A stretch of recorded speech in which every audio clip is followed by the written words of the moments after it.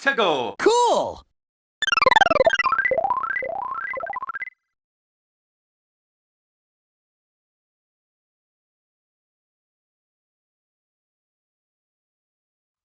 Hey everyone, it's Nux, and woo man, it looks like the DLC for Super Smash Bros. Ultimate is finally over, ending this decade-long journey of non-stop Smash Bros. Since the early days of Smash 4.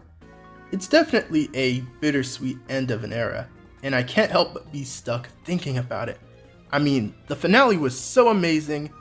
That video where I labeled Breath of the Wild as my game of the decade, yeah, throw that ending part of it out the window, because Smash Ultimate is one of my favorite games of all time after that last presentation, and there's still a lot more I'll be saying about it over the next few months. Yeah, I know some of you guys are tired of Smash and want me to focus on my rants, idea videos, and our savior Sonic, but Smash just means so much to me. I can't help but throw out some closing thoughts on this game before we head into the uncertain future of it. And to kick off those closing thoughts, we're going to revisit my tier list ranking of every Smash Bros. Character reveal, updating it by not only ranking the newcomers we didn't rank yet, but adjusting the positions of some of the reveals that we already touched on. This will basically be my definitive ranking of most of the Smash Bros. Character reveals, with a few exceptions. Let's start with some rules. First, above all else, if you haven't already, go watch my first Smash character reveal ranking video, because a lot of the character positions from that video are the same. So I'm not going to repeat all of my points that I explained in that video. Next, this time I'm ranking everything on this tier list properly. There were a few reveals I refused to rank in the last video because I didn't see them live, quote unquote, and I figured my input wouldn't be valid, but I've just decided to rank them on a general objective scale. How would I rank this reveal if I did react to it blind? Stuff like that. Of course, all the notes from last time still apply too, meaning that these rankings are still based on things like my connection to the character, the quality and circumstance of their reveals, and all that. It's very much still a biased tier ranking. And the ranking tiers are the same, S is the untouchable and amazing tier, A is great, B is just good, C is just okay, D is meh, and F is trash. And the top rows and characters closer towards the left are the higher ranked ones. Alright, with all the setup done though, let's get ranking.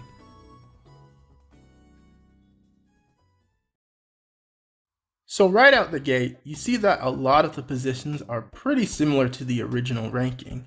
And yes, I know the two infamous DLC Fire Emblem reveals are still in their spots. I'm aware that there are a few people who think I'm too harsh on these reveals, but I'm sorry, they are still trash to me.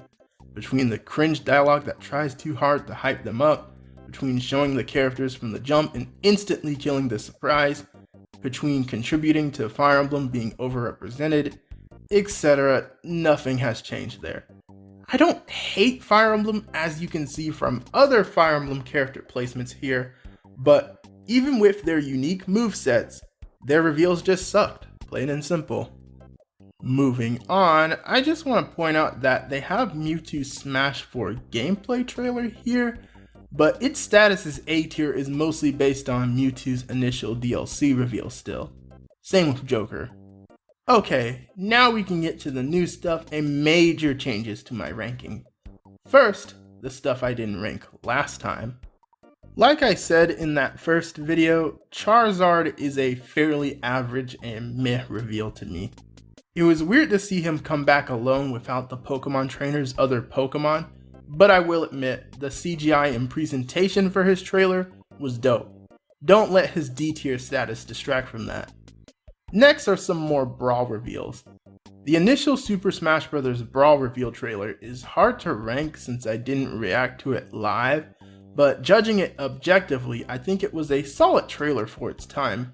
Meta Knight is someone I would probably pop off for, and Zero Suit Samus made me feel something. Pit, I probably would have no idea who he was, but he looks cool. And Warrior coming in was nice, even if he was used for a comedic gross out joke. Overall, just a nice reveal that I think is good, so B tier. With Solid Snake, I basically would put him in the same tier as Cloud. A character who didn't feel Nintendo at all, and I don't have this deep connection to, but is undeniably a big reveal and milestone in Smash history, so A tier.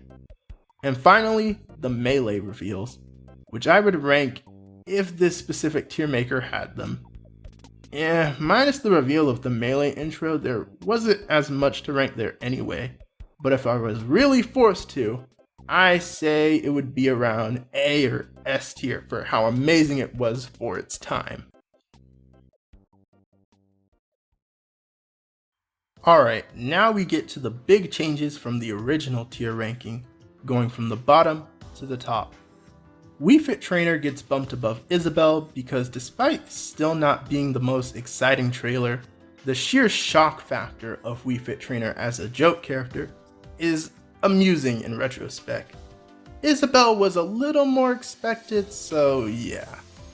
I almost considered bumping up the Kennen and Cinema reveal, as I feel like I was too harsh on them just based on them deconfirming my speculation at the time. But I still think they were underwhelming choices to follow up on characters like Ridley and King K. Rool.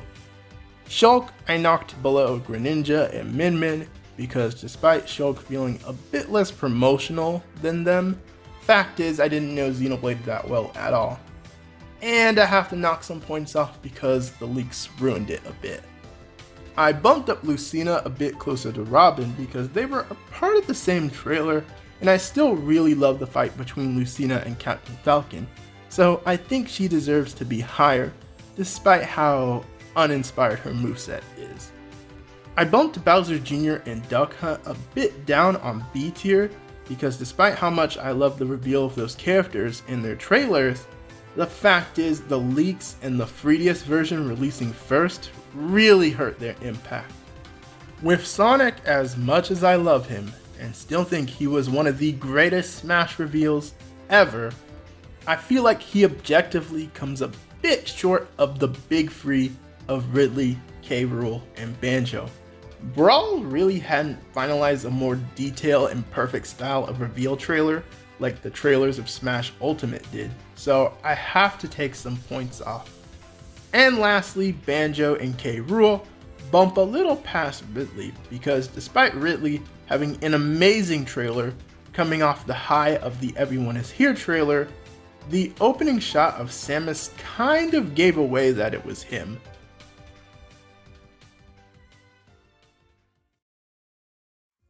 But okay, that covers all of the big changes. A lot of them were mostly minor adjustments, so I didn't cover them all. But with that out the way, we can rank our final 2 Smash character reveals as of this time, starting with Kazuya.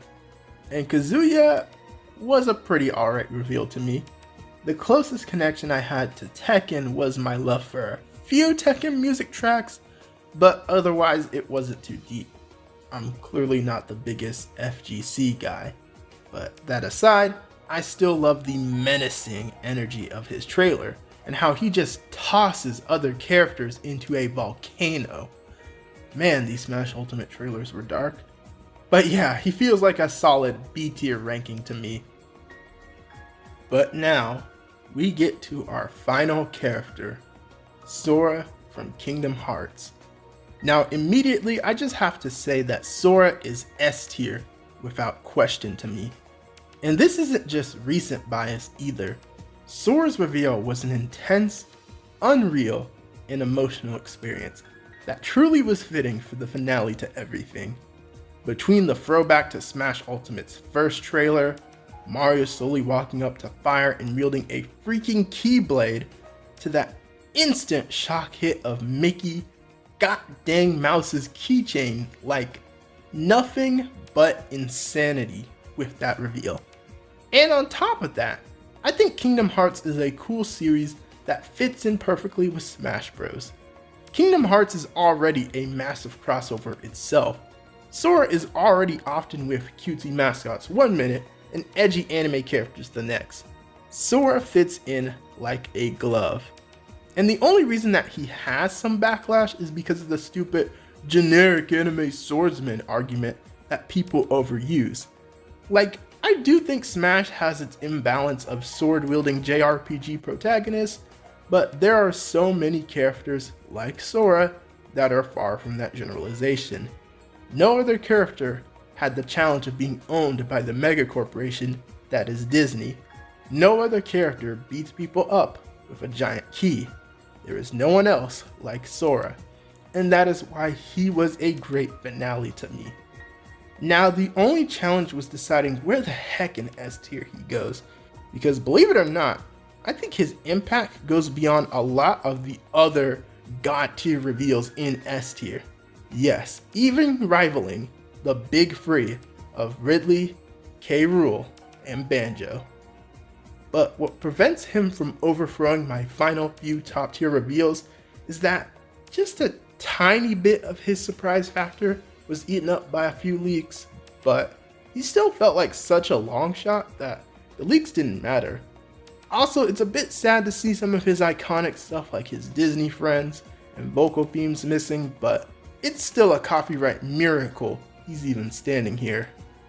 But with all of the Fighters Pass 2 reveals ranked, that's almost all Smash reveals ranked properly on my end, so we're done here. What is your final ranking of the Smash reveals throughout history?